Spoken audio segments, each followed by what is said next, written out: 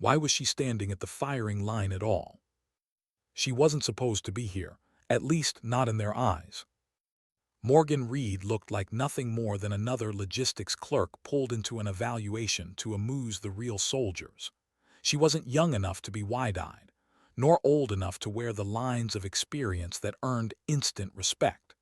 She was somewhere in that middle ground the military rarely noticed, quietly doing the jobs that kept bases running without ever stepping into the spotlight.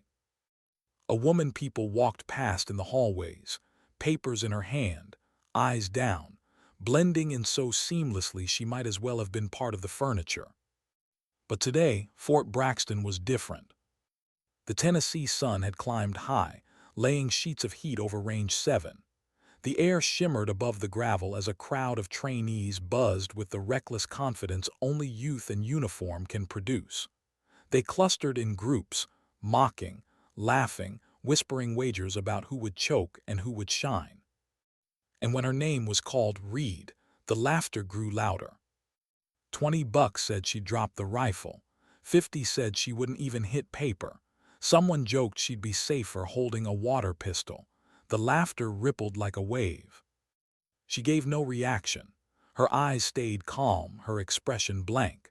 She picked up the M4 assigned to her with movements so ordinary they seemed almost clumsy.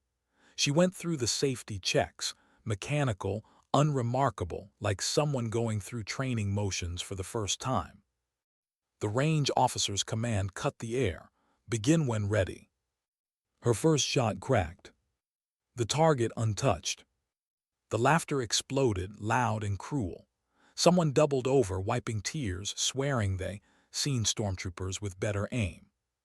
Second shot. Again, nothing on the paper. The mocking turned into jeers, a chorus feeding on itself. She wasn't hitting anything. Not the paper, not even the frame. To everyone watching, she was confirmation of their belief that logistics personnel were barely soldiers at all. By the third shot, the humiliation had become theater. Even some of the support staff were shaking their heads, embarrassed to be lumped in with her. By the fourth, her stance looked almost pitiful.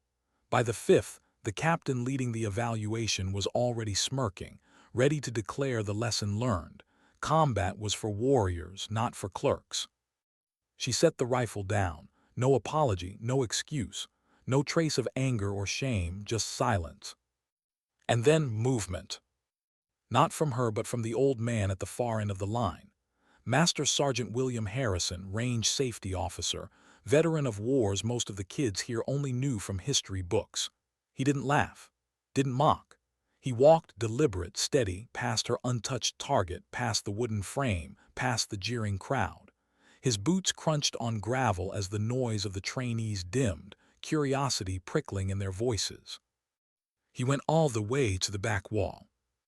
And then he stopped. "Check the wall," he said, voice low but carrying. Silence fell like a hammer. 5 holes, perfectly grouped, so tight together a quarter could have covered them, and the trajectory threaded through the microscopic space between the paper target and its frame, 50 meters away. 5 shots, same line, same height, the kind of precision you couldn't fake, couldn't luck into. The laughter died in their throats, eyes widened, voices choked. The woman who had looked so unremarkable, so forgettable, had just done the impossible. Private Johnson, who had bet the loudest, stammered, That's not possible." But no one answered him. Harrison's gaze traveled from the concrete wall back to her. She hadn't moved. She hadn't smiled. She simply stood there, face unreadable, as though she hadn't just turned their world upside down. It was then that the first whispers started. Not laughter, not mockery, just the quiet hum of realization. What had they just seen?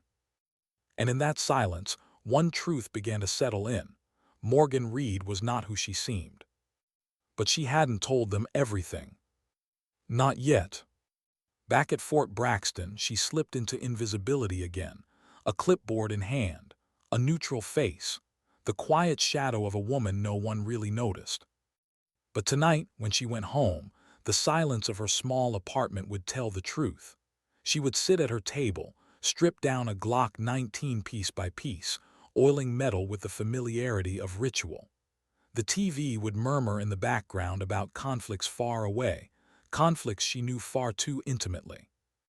Her eyes would linger on the screen, and for just a moment the mask would crack. A shadow of pain would flicker across her face. Then it would vanish again, buried beneath practiced calm. Her hands would reassemble the weapon with speed no one had taught her at Fort Braxton.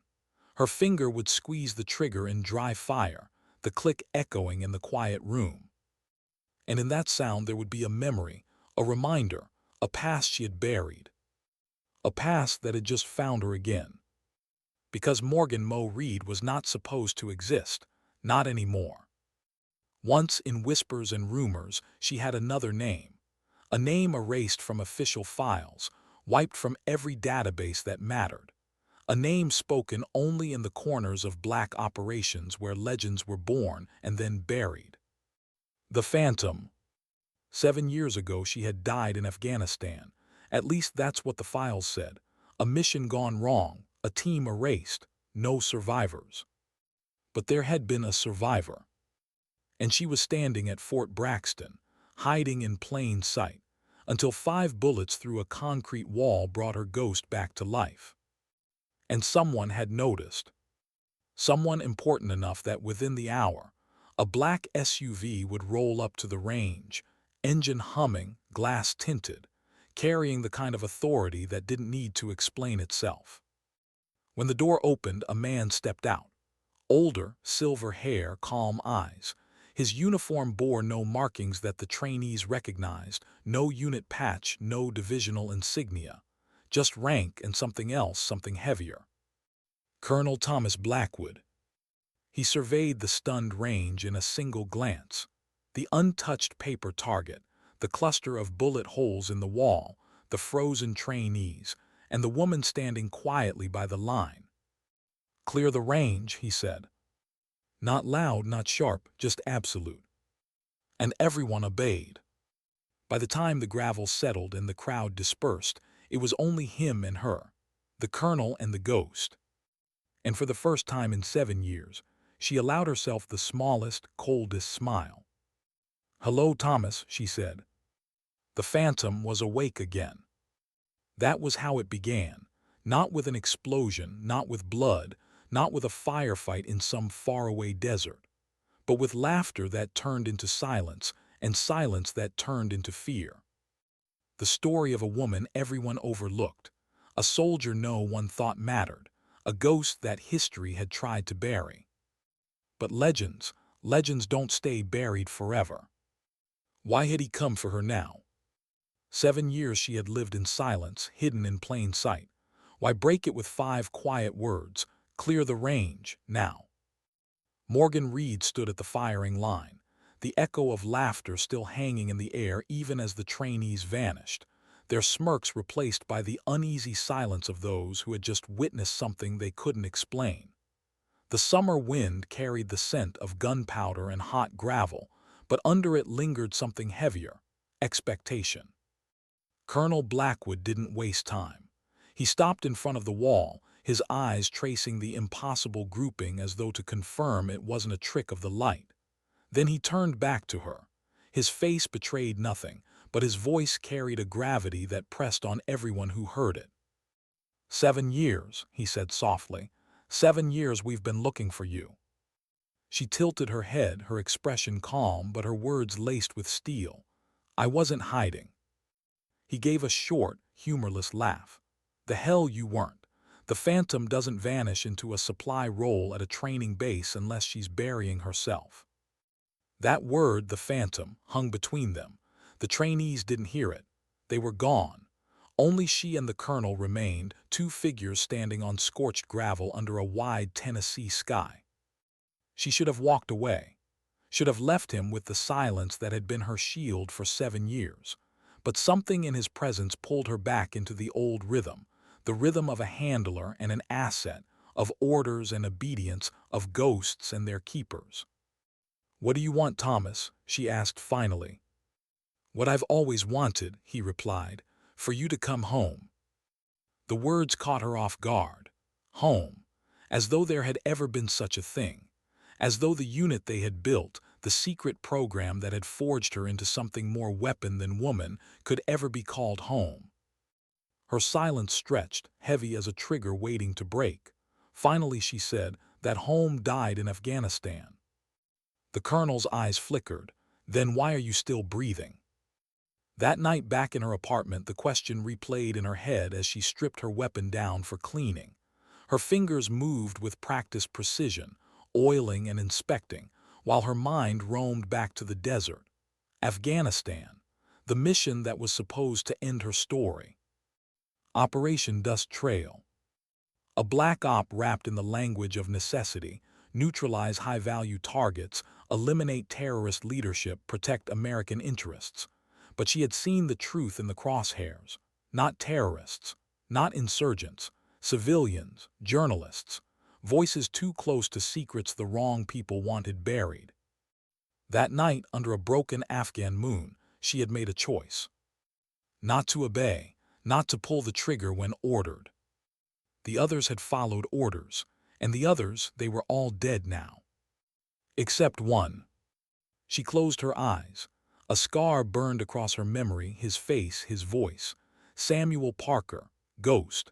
Her partner, her shadow, her other half in the field. If she was the phantom, he had been the one who haunted beside her.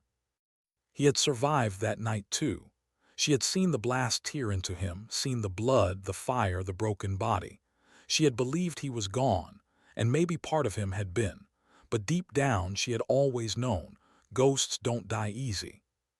She set the slide back on the frame with a click, her breath steady, her movements calm. But inside, a storm was rising. Because Blackwood wasn't just a messenger. His presence meant the silence was over. If he had found her, so could others. And not everyone would come with words. At Fort Braxton, life pretended to move forward as if nothing had happened. The trainees returned to their routines, though their whispers betrayed the unease lodged deep in their bones.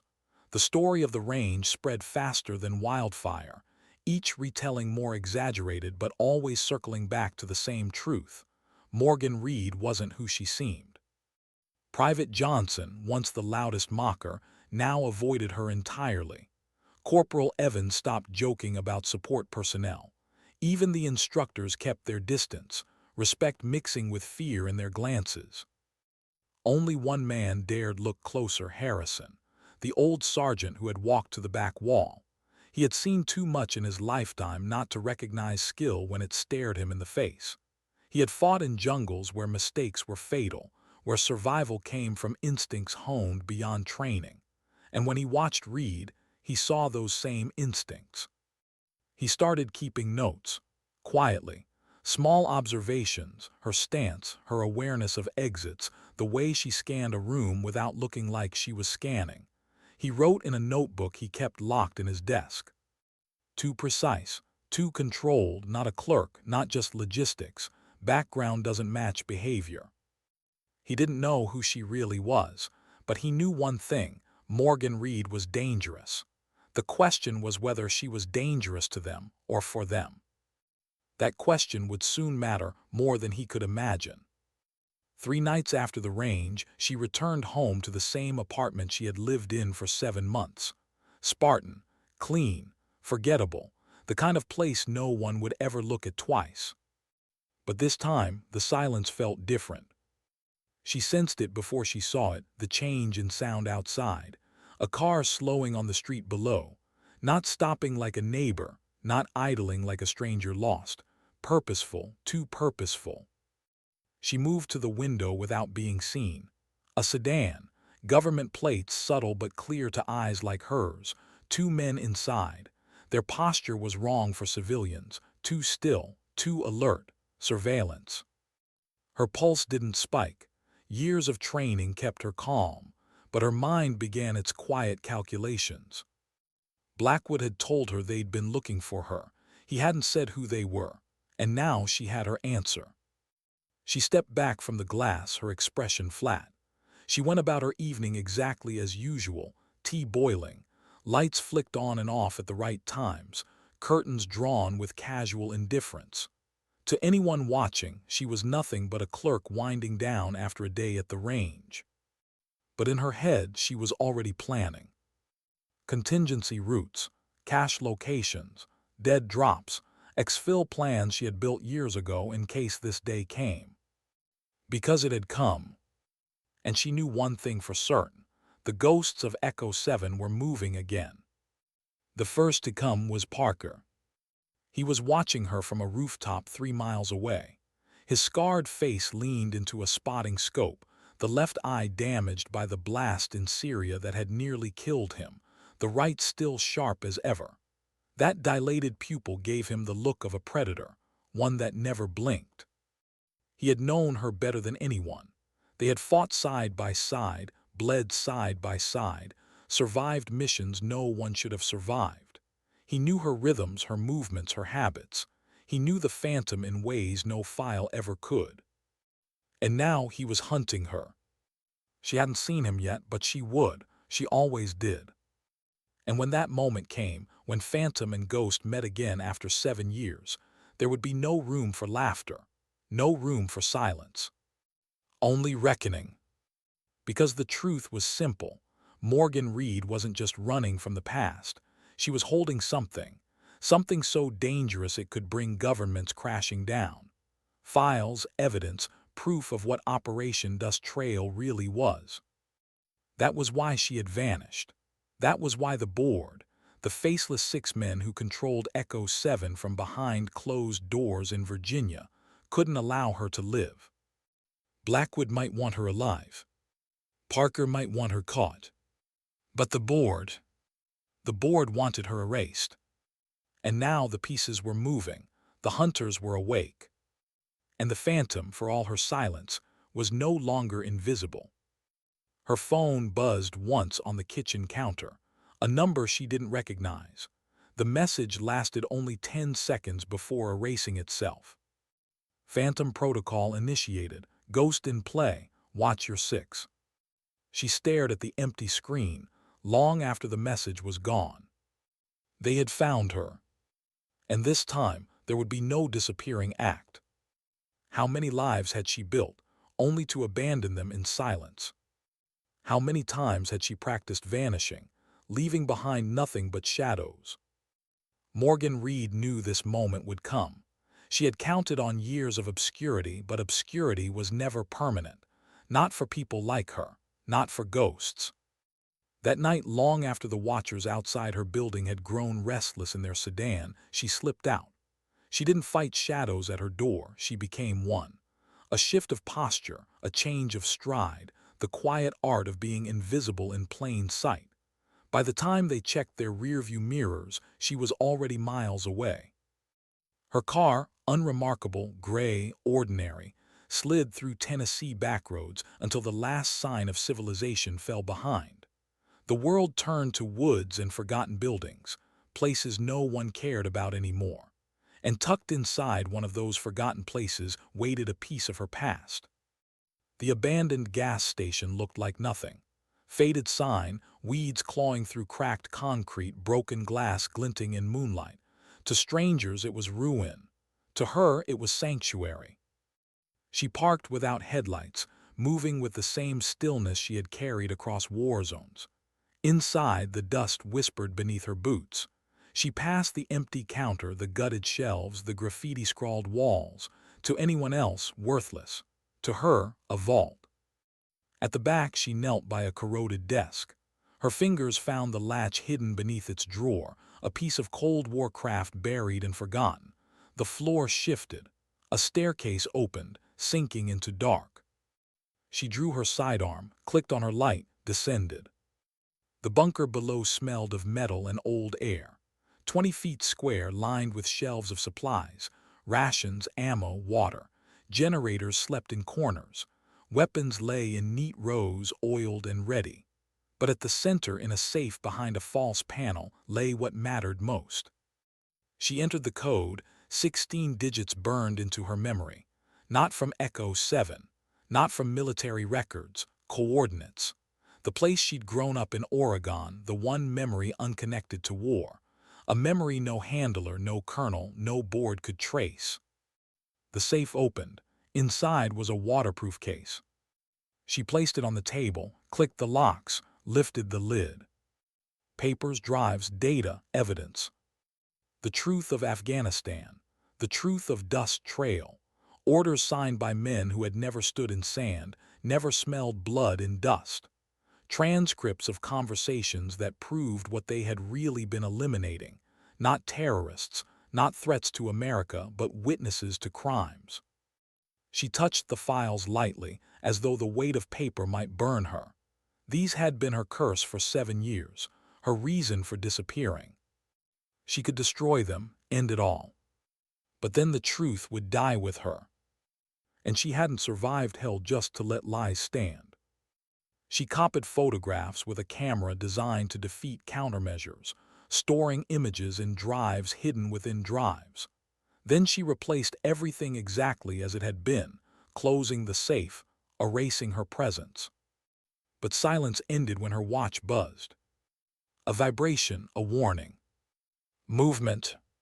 Her cameras above ground showed him before her heart had time to speed. A figure crossing the lot, confident, silent, hunting. Samuel Parker, ghost. Even grainy in night vision, she knew his walk. The injury from Syria had left its mark, a slight unevenness, but the rhythm beneath it was the same she'd once matched stride for stride. He moved with his weapon low, eyes sharp, clearing angles with professional precision. For years she had wondered if he'd lived. Now she had her answer. And he hadn't come as a friend. She killed the lights in the bunker, secured the case, activated the timed reseal protocol. In 3 minutes, the hatch would vanish and the station would look as empty as it had for decades. She chose the emergency exit, a shaft leading to a false utility cover behind the building. Her body moved without hesitation, muscles trained for this exact escape, breath steady, no wasted motion. By the time Parker reached the desk above, she was climbing into the tree line, the night air sharp in her lungs. Then headlights swept across the cracked pavement. Another vehicle, black SUV, quiet engine. 2 more operatives stepped out, a man she didn't recognize and a woman she did. Diane Matthews, Oracle. 7 years had passed since Europe, since operations whispered across borders no map acknowledged. Diane had been the sharpest mind in Echo 7, seeing patterns no one else saw. If she was here, this wasn't coincidence. This was orchestration. 3 of them now, Parker, Matthews, herself, half the original team. She crouched deeper in shadow, her hand tightening on her weapon. What had brought them together again, 7 years later? Who had given the order? The answer came cold, the board. This wasn't surveillance anymore. This was a hunt. Back at Fort Braxton, Master Sergeant Harrison sat in his dark office. Papers lay across his desk, files, fragments, notes scrawled in his hand. The insignia Blackwood wore, the way Reed handled weapons, the silence after the range. He poured himself a drink, the amber catching the desk lamp. He had survived jungles and firefights by trusting his instincts, and every instinct told him the woman in logistics wasn't who she claimed to be. He thought of his oath, the one every soldier swore, not to officers, not to politics, but to the Constitution, and he wondered if maybe she was living that oath more than any of them. At the gas station, the night grew thicker. Parker swept the building with clinical patience. Matthews flanked him, her eyes sharper than her partner's scope. The younger man at their side moved with stiffness, trained but green, his steps measured by rulebook rather than instinct. Mo slipped through the tree line, moving like vapor, every motion measured, every sound avoided. The phantom was awake again, and no hunt would catch her easily. But even as she disappeared into the dark, one truth pressed into her mind.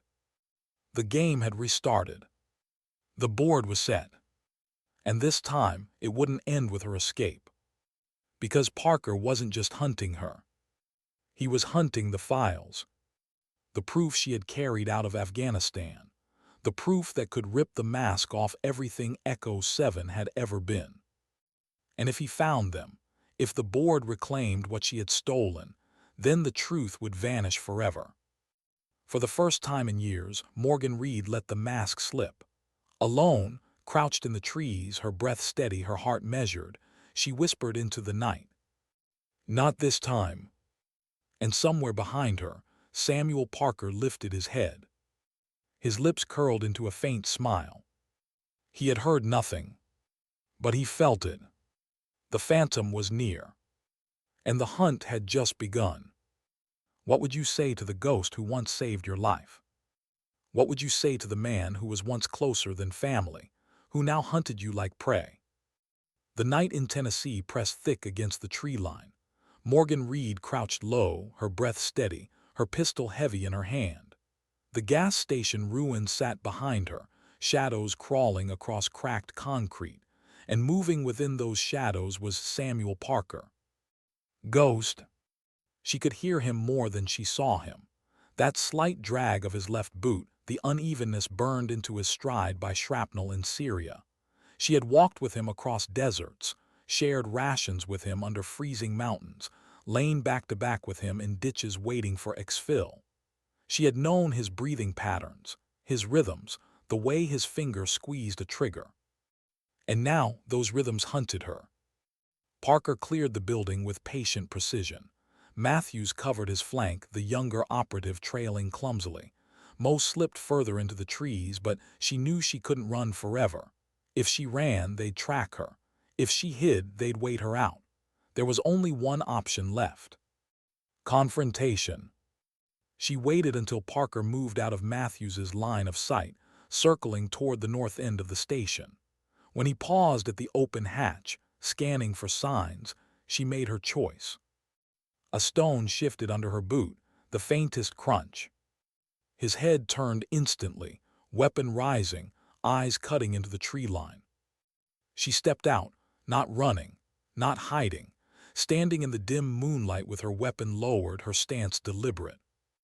"Hello, Sam." His rifle stayed trained on her, but his face, his scarred, weathered face, shifted. Surprise flickered, quickly buried beneath the calm mask of a professional. Mo, his voice was gravel, deeper than she remembered. 7 years and that's all you've got. She kept her tone flat. "Would you rather I ask how the limp's treating you?" A faint smile tugged at his mouth. Not joy, something darker. Still sharp, I'll give you that. The silence between them stretched, filled with the weight of everything unsaid. Then he broke it. "You should have stayed dead." The words hit like a shot, but she didn't flinch. "You looked for me," she said, "or you wouldn't be here." "I didn't look," he answered. "I was sent." The board, always the board. The faceless 6 who gave orders no one could refuse. Orders that had turned Echo 7 into ghosts. She took a slow step closer, her hand still at her side. "And what exactly are your orders, Sam? Bring me in, or put me down." His silence was answer enough. For the first time, she let the hurt edge into her voice. "After everything we lived through, you'd pull the trigger if they told you to." He didn't blink. "I follow orders." Her laugh came bitter, low. "That's what got the rest of the team killed." Memory struck them both at once, dust storms, the thunder of mortars, the deafening blast in Afghanistan. Operation Dust Trail. Orders shouted through static. Targets called that didn't make sense. And the choice she had made, the choice to disobey. She had held her fire. She had spared civilians. The others had not. The price had been blood, fire, betrayal, and silence. "Don't," Parker said sharply, as though reading her thoughts. "Don't twist it. You think disobedience makes you righteous. It made you a traitor." "To who?" she demanded. "To a board that ordered us to kill civilians. To men who sat in clean offices while we bled on their lies." His jaw tightened, but his weapon never wavered. "I buried you," he said. 7 years ago in that desert, I carried the report. I signed the damn papers, and I told myself it was easier that way." His eyes hardened. But you didn't die, you ran, and now you're dragging the rest of us down with you. She took another step closer. The moonlight caught her eyes, sharp and unyielding. I didn't run, Sam. I carried the truth. The files they wanted buried, the proof of what they did. That's why they want me dead. And you think anyone cares? His voice cracked now, just faintly. You think the truth will bring back Echo 7, will make sense of all that blood? She held his gaze, steady as a rifle sight. No, but it's all I have left, and I won't let them erase it. For a long moment, they stood locked in silence. Two ghosts facing each other across the weight of a past neither could bury. Then Matthews's voice cut through the night. Parker. Both turned their heads slightly. She was circling, her weapon up, her eyes catching the glint of movement in the trees. The younger operative fanned out, clumsy, careless. Mo's instincts screamed. If Matthew saw her, if the rookie panicked, blood would spill.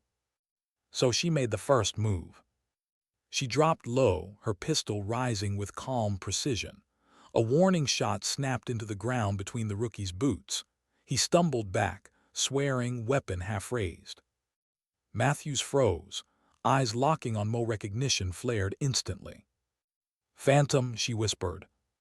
The name carried like a curse. Parker pivoted, rifle still trained, caught between Matthews's sightline and Mo's calm defiance. The tension shattered in a single heartbeat. Stand down, Mo said, her voice low, commanding. Matthews hesitated. She had always been the thinker, the one who saw patterns before anyone else. And in this moment she saw something the rookie couldn't. Mo wasn't fighting. She was warning. Stand down, Mo repeated, her pistol unwavering. For one breath, Matthews lowered her rifle. Then the rookie fired. The shot cracked through the trees. Splinters tore bark inches from Mo's head. She rolled sideways, firing twice, warning shots, wide of flesh but close enough to sear fear. The forest erupted. Matthews cursed. The rookie stumbled. Parker shifted, his rifle snapping toward Mo's new position. And just like that, 7 years of silence broke into chaos. But Mo didn't fire to kill. Not yet. Her goal wasn't to end this. It was to escape.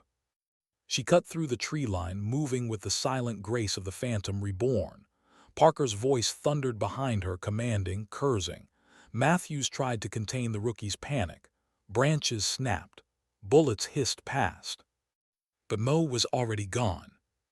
By the time the operatives regrouped at the station, sweat streaking their faces, breaths ragged, she had vanished into the night. Parker stood in the ruin of silence, his rifle lowered, his chest heaving. His eyes scanned the tree line with the same haunted look she remembered, the look of a man torn between orders and something deeper. Matthews approached him, her voice low. She's not the enemy, Sam. His reply was iron. She's the mission. But even as he said it, his hands trembled. Miles away, Mo moved through backroads, her body aching, her spirit calm. The confrontation had shaken her, but it had also clarified one thing. The files weren't safe anymore. The board would hunt until she was gone. And Parker, her closest ally, her almost brother, was the one they had sent to erase her. But she had seen something in his eyes, a flicker, doubt. And she would use it. Because the only way to survive this wasn't to run, it was to make them remember. To make them choose. And if Parker still had a piece of the man she once trusted, then maybe, just maybe, he could be turned. But the clock was ticking. The board wouldn't wait. And the next time she saw him, there would be no warning shots. Only truth. And blood. Why had she gone to him at all? Why risk breaking cover when every instinct screamed to vanish again? Because time was running out. Morgan Reed drove through the sleeping backroads of Tennessee, headlights cutting pale tunnels through fog. Her body ached from the night's escape, but her mind stayed sharp, calculating. The confrontation at the gas station had changed everything. Parker was alive, Matthews too. The board had activated Echo 7 remnants, and if they had found her once, they would again. So she needed leverage. She needed someone who wasn't bound by the board's silence, someone who could still see right from wrong. Master Sergeant Harrison. The old soldier had watched her at the range with eyes that saw more than most. He had walked to the back wall when others laughed. He had looked at her not as a clerk, not as a mistake, but as something dangerous. And she needed that, not his trust, not yet, just his willingness to listen. He found her before she could find him. 3 hours before dawn, in the quiet hum of his small house outside base, Harrison sat at his kitchen table. The bottle of bourbon he hadn't touched in years was half drained, the notebook open in front of him. He had written the same line 3 times without meaning to. Not who she says she is. When the floorboard creaked behind him, he didn't startle. His pistol was already in his hand, safety off, before he even turned his head. Mo stood in the doorway, her posture calm, her eyes unflinching. "You're slower than you used to be," she said softly. He studied her for a long moment, then set the pistol down, barrel angled away. "Knew you'd come." She stepped into the dim kitchen light. No uniform now, just dark clothes that clung to her frame, mud streaked across her boots. She looked like someone who belonged more in shadow than daylight. "You've been writing about me," she said. He tapped the notebook with one finger. "Doesn't take a genius. You're not logistics. You move like someone who spent too long with a rifle in her hand. The kids might not notice, but I do." Her gaze held his steady. "If you know that much, then you also know I shouldn't be here." He leaned back, arms crossed. "Question is, should I be helping you?" For the first time in years, she let herself sit across from someone without a weapon between them. Her voice stayed level, but her words carried weight. 7 years ago, they sent us into Afghanistan. Echo 7. Black Op, deniable off books, you know the type. His eyes narrowed. "Plenty of those in my day." "This one was different," she said. "The mission wasn't about threats. It was about silencing witnesses, journalists, civilians, people who'd gotten too close to truths the wrong men wanted buried." He didn't speak, but the tension in his jaw betrayed him. "They gave the order," she continued. "The others followed it, I didn't." Her hands tightened on the table's edge. "They died, I lived, and I carried the proof." She slid a small drive across the wood. Not the files themselves, never those, but a fragment, enough to show the shape of truth. He stared at it, his fingers hesitant. "You're saying our government." "I'm saying the board," she cut in.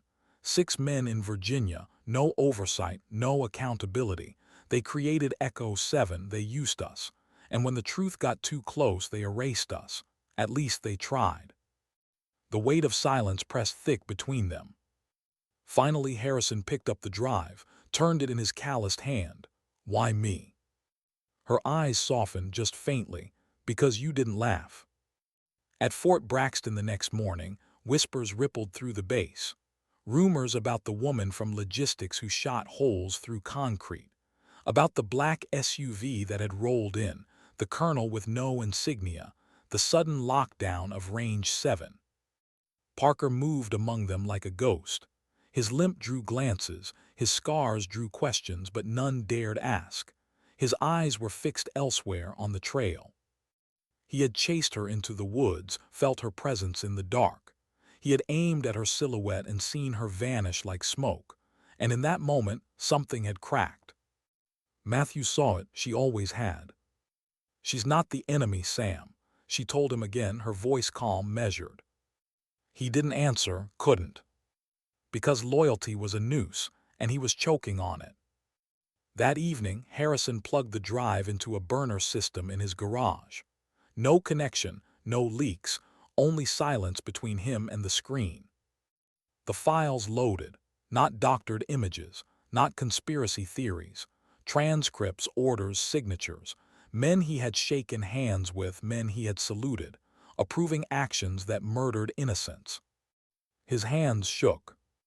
He had fought too long to believe in illusions. but seeing proof burned deeper than bullets. When Mo returned hours later, slipping into the garage like a shadow, she found him sitting in silence, his face pale. "You believe me now," she said. He didn't look at her. "What are you going to do with it?" "Expose them," she answered. "All of them, no matter the cost." He finally turned his head, meeting her eyes. "You know they'll kill you first." She almost smiled. "They've been trying for 7 years." But what neither of them knew was that Parker had already traced her. Through contacts, through surveillance, through instincts too sharp to dull, he had followed the faintest thread to Harrison. And now he stood in the dark outside the old soldier's garage, watching through a narrow gap, listening to voices he had once trusted with his life. Mo Harrison, the files. The truth. He should have raised his weapon, should have called Matthews, should have sent word to the board. Instead, he stayed frozen, his rifle lowered, his breathing uneven. Because for the first time since the desert, he wasn't sure which side of the line he stood on. Later that night, Mo left the garage with Harrison's promise echoing behind her. "You'll have to move fast. You've got maybe 2 days before they close in. After that, you're out of time." 2 days. She drove into the night with the weight of the files pressing on her chest. Every mile brought her closer to confrontation, closer to revelation, closer to the end. But the image that stayed in her mind wasn't the files. It was Parker's eyes, lit by firelight 7 years ago, when they had both sworn to protect each other until the end. And she couldn't shake the feeling that somewhere, somehow, that promise still lived. But promises don't stop bullets. And the board didn't forgive traitors. The clock was ticking. And the next 48 hours would decide whether the Phantom lived, or whether she vanished forever. What does loyalty mean when it cuts against the truth? What does obedience mean when the cost is your soul? Samuel Parker had asked himself those questions 1,000 times since Afghanistan, but never aloud, never where anyone could hear.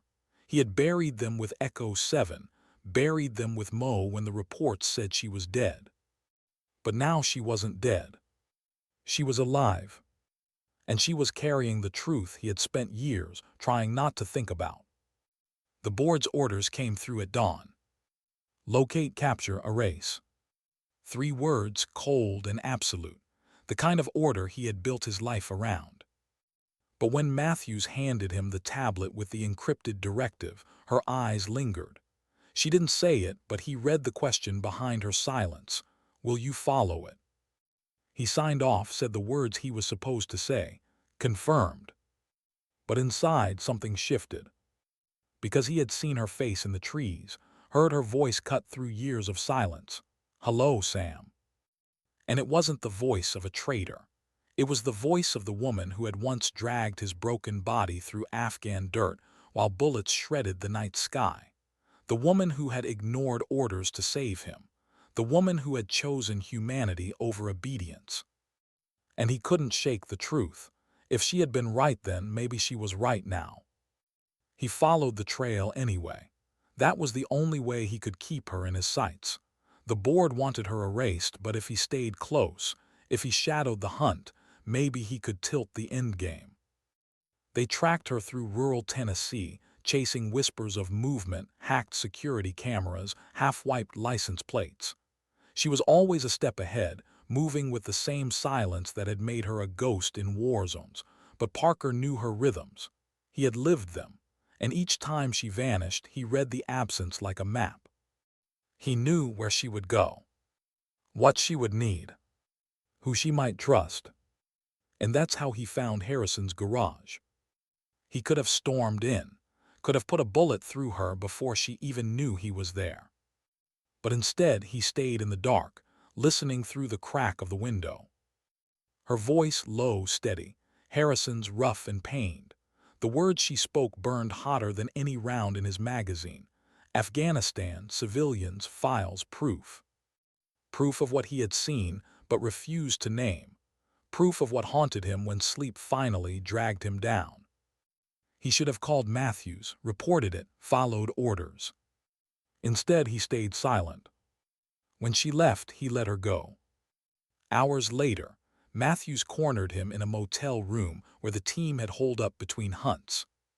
"You saw her," she said, not a question. He didn't deny it. "Yeah. Why didn't you call it in?" He met her gaze, his scarred eye catching the dim light.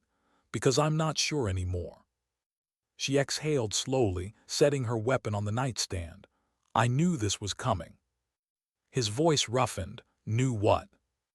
"That sooner or later you'd remember who she was to you, what she meant." Matthews's tone softened just barely, and when that happened, the board's orders wouldn't be enough. Silence thickened the air. Finally, he said, "She has the files, Diane, if she's right." Matthews cut him off. "If she's right, then we've been serving executioners, not leaders." The words hung heavy, because Matthews wasn't the type to say them lightly. That night, as rain battered the motel's thin walls, Parker made his choice.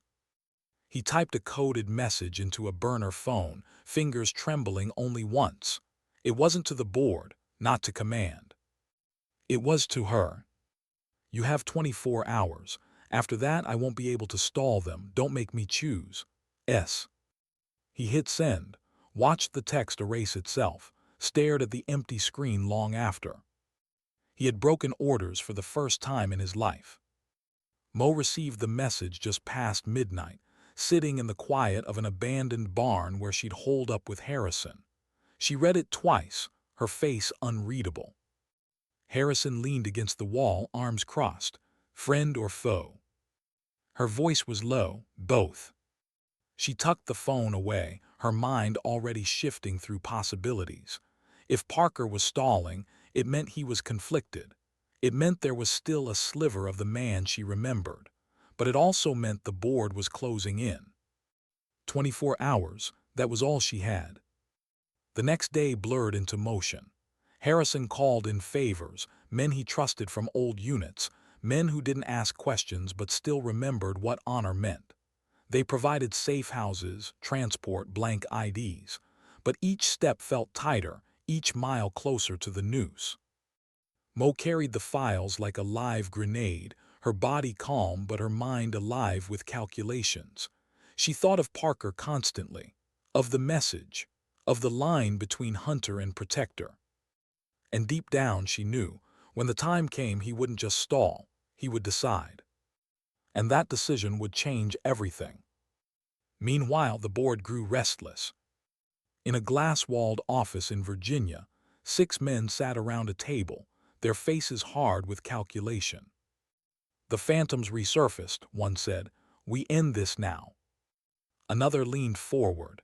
"Use Parker, use his history. He's the only one who can draw her in." "And if he fails?" The answer was cold. "Then we burn them both." Back in Tennessee, Parker stood at the edge of a decision. He watched rain streak down his motel window, his reflection fractured by water and neon. He thought of orders, of loyalty, of the men buried under sand, of Mo's voice in the trees. "I carried the truth." And when he finally closed his eyes, the truth came like a whisper he could no longer ignore. He wasn't hunting her anymore. He was protecting her, even if it meant turning his weapon against the very men who had once owned his soul. But protection has a cost, and the board never forgives betrayal. The first move would be theirs, and when it came, it would come in fire. What happens when enemies are forced to stand on the same line? What happens when survival demands trust, even from the one who swore to erase you? The board made its move at dawn. Morgan Reed felt it before she saw it. The silence around the barn where she and Harrison sheltered wasn't natural. Birds that had sung the night before were gone. The air itself felt too still. She rose from her cot without a word. Harrison, sharpening a knife at the table, caught her look and froze. Old instincts told him what her silence confirmed. "They've found us," he whispered. She pulled her rifle close. "Not them, kill team." And then the first shot split the morning. Glass shattered, wood splintered. Dirt kicked up as a round tore into the wall inches from Harrison's head. He dropped, rolling across the floor, grabbing his pistol. Mo didn't flinch. She was already moving, low and fast, sliding to the far wall. Her eyes flicked across the barn, calculating angles, cover, exits. 6 men outside. Maybe 8, professional, not trainees. The board had sent their best. The barn erupted in fire. Bullets tore holes through the wooden slats, daylight streaming in thin, violent shafts. Harrison returned fire, his old hand still steady. 2 of the attackers ducked, repositioning. Mo slipped through the chaos with the grace of a predator. Each step was calculated, deliberate. She fired twice, dropping one silhouette in the brush. Then she disappeared again, shifting angles before the others could pin her. "Out the back," Harrison shouted. But Mo didn't move. She wasn't just escaping. She was reading the assault, the precision, the rhythm. And then she heard it, one rifle distinct from the others, a cadence she knew better than her own heartbeat. Parker. He was in the tree line, moving with the kill team, but his weapon's fire was different. Wide of her, close enough to sell the act but never close enough to hit. She knew instantly. He wasn't here to kill her, not yet. The others didn't see it, didn't notice the subtle misses, the shots that forced enemies to cover instead of cutting them down. But she saw. She always had. And then through the gunfire, their eyes met across the field. 7 years of silence collapsed in one heartbeat. She didn't lower her weapon, neither did he, but something unspoken passed between them. Not yet. Not here. Harrison fired again, grunting as a bullet grazed his arm. Mo dragged him behind cover, her movements efficient, her face unreadable. "You know one of them," he muttered through clenched teeth. "Know him," her voice was ice. "He used to be my shadow." Harrison gave her a hard look. "And now?" She chambered around. "Now he's deciding which side he's on." The fight pressed harder. Smoke grenades rolled into the barn, choking the air with thick clouds. Figures closed in, dark outlines against pale mist. Mo moved like lightning. She grabbed Harrison's collar, dragging him toward the back door, firing blind into the haze to keep heads down. The exit burst open. They staggered into open fields, bullets chasing. And then Parker was there. He emerged from the trees, rifle raised, face unreadable. For a second, Harrison froze. Old soldier instincts screamed enemy. But Mo didn't fire. Neither did Parker. Instead, he turned, his rifle snapping toward the kill team at their flank. 3 rounds dropped 2 men before they even realized he'd switched sides. The battlefield shifted in an instant. "Move," Parker barked. Mo pulled Harrison forward, her rifle spitting fire alongside his. For the first time in 7 years, Phantom and Ghost moved together again. It wasn't trust, not yet. It was survival.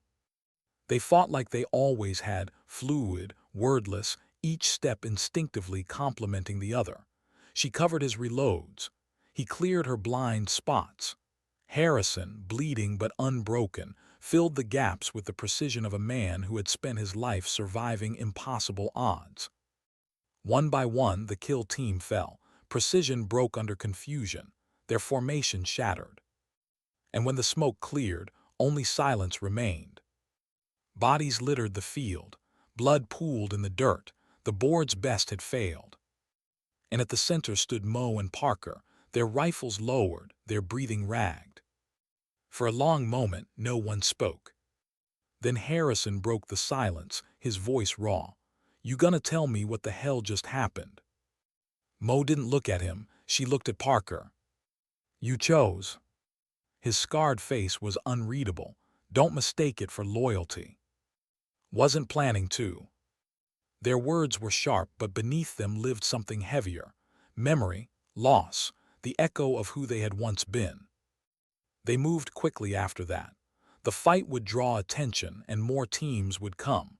Harrison's wound was cleaned and wrapped, his old stubbornness keeping him on his feet. Parker led them through the woods, guiding with the instincts of a man who had spent half his life disappearing. He knew routes the board wouldn't expect, places their satellites wouldn't scan. As they walked, the silence pressed heavy. Finally, Harrison spoke. "You gonna explain why one of the bastards trying to kill us is now playing guardian angel?" Parker didn't answer. Mo did.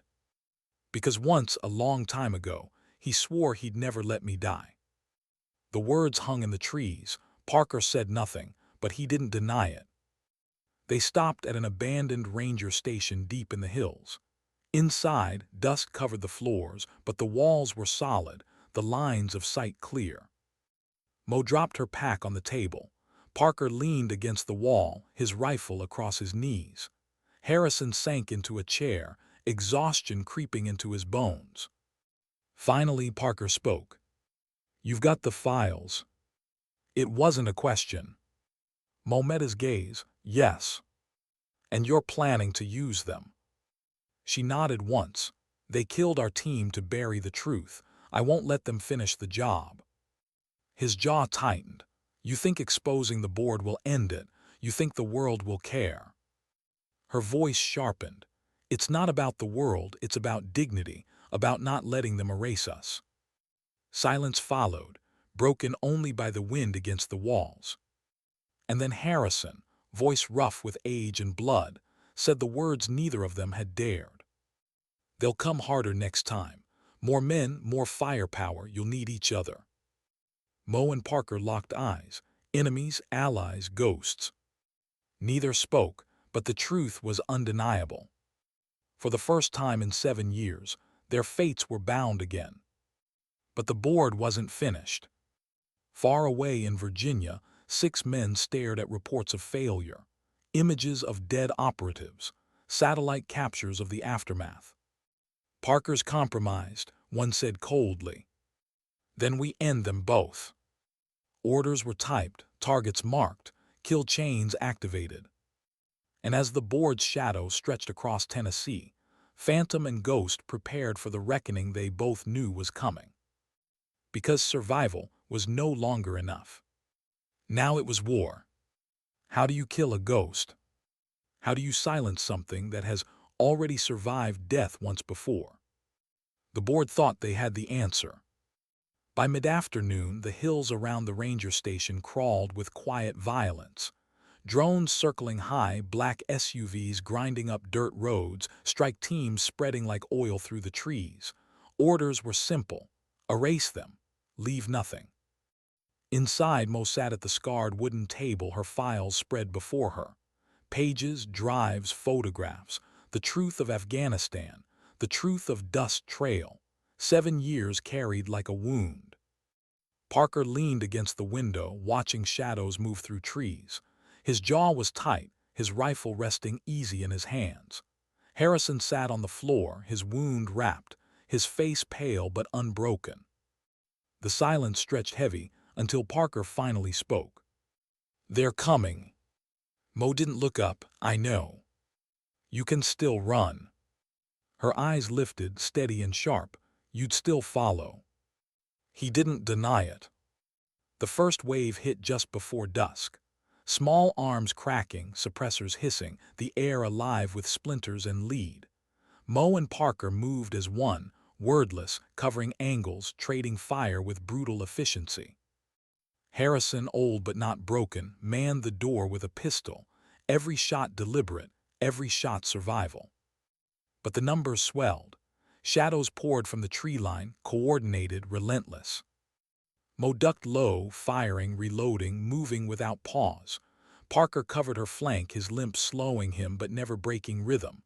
The barn had been chaos, survival by instinct. This was different. This was a last stand.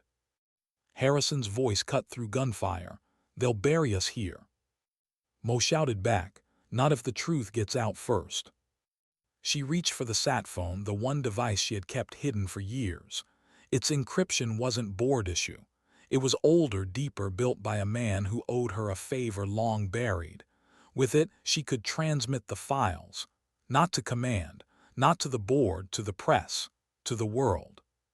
She plugged the drive in, fingers flying, bullets hissing past. The signal blinked weak, barely holding. Parker dropped another target and slid beside her. You do this, they'll hunt you forever. They already do. The second wave crashed harder. Grenades rolled against the walls, the station shaking with each blast. Smoke filled the air, choking, blinding. Harrison coughed blood, gripping his pistol tighter. Parker dragged him behind cover, his scarred face hard. Stay with us, old man. Harrison spat red onto the floorboards. Spent my whole life fighting for a flag. Time I fought for the truth instead. He rose before either could stop him. Limping into smoke, firing into shadows, his body a wall buying them time. The kill team cut him down in seconds, bullets tearing through him, but not before his last shot dropped their breacher at the door. The silence after his fall was brief, swallowed by more fire, but it was enough. Mo's signal went live. The files streamed into the ether, transcripts, signatures, proof of crimes buried under sand and blood. Within minutes, servers across continents mirrored them. Journalists opened inboxes to find nightmares dressed as evidence. Politicians received calls they couldn't ignore. The truth was out. Mo ripped the drive free just as another blast tore the wall apart. The three of them, Phantom, Ghost, and the memory of Harrison, stumbled into the open air, gunfire chasing.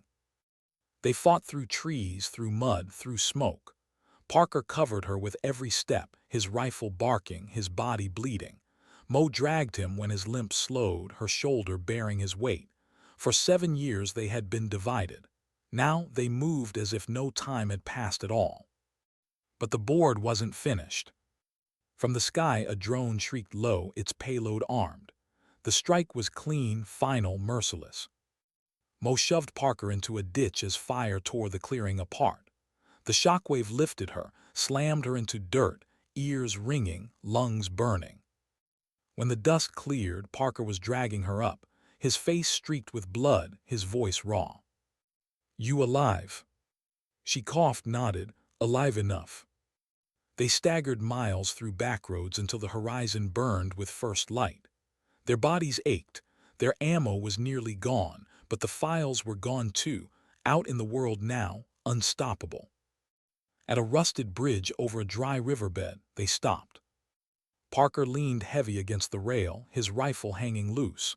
You've done it, the truth's out.